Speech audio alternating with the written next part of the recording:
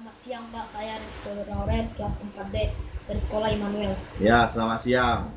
Apakah saya bisa mewawancari Bapak? Ya, tentu. Ada apa ya?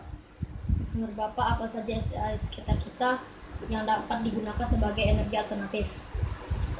SDA di sekitar kita yang dapat digunakan sebagai energi alternatif itu banyak. Salah satunya yang paling dekat adalah kotoran hewan. Kotoran hewan dapat digunakan sebagai bahan bakar alternatif apa ya Pak? Nah, jadi kotoran hewan itu adalah kotoran dari bisa tai sapi, kebanyakan tai sapi yang digunakan adalah sebagai biogas. Mengapa kotoran hewan bisa digunakan sebagai biogas? Karena kotoran hewan itu mengandung gas yang namanya gas metana. Gas metana itu adalah gas yang serupa dengan LPG. Jadi kotoran hewan itu mengandung biogas, itu sebabnya.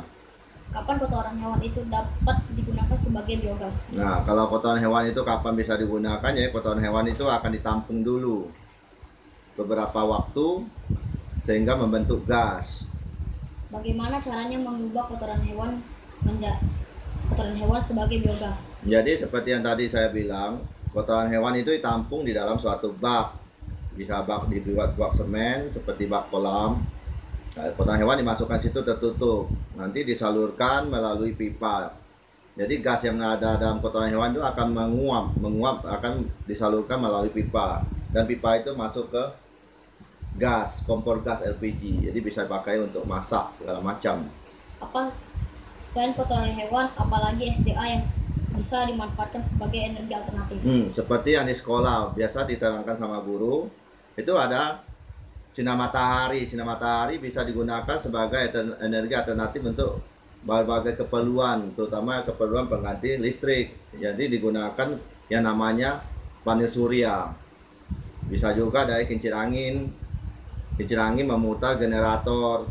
Generator itu yang membuat adanya energi listrik, begitu.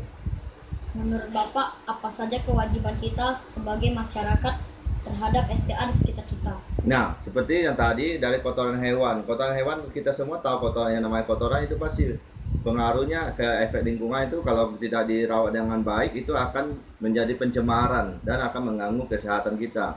Oleh sebab itu, sebagai kewajiban sebagai masyarakat ya kita harus menjaga lingkungan itu tetap bersih supaya tidak mengganggu orang lain juga. Dan sapi-sapinya itu ya tentu harus dirawat. Kalau tidak dirawat nanti sapinya juga tidak akan bisa hidup, tentu akan mati. Begitu. Tadi tentang kewajiban.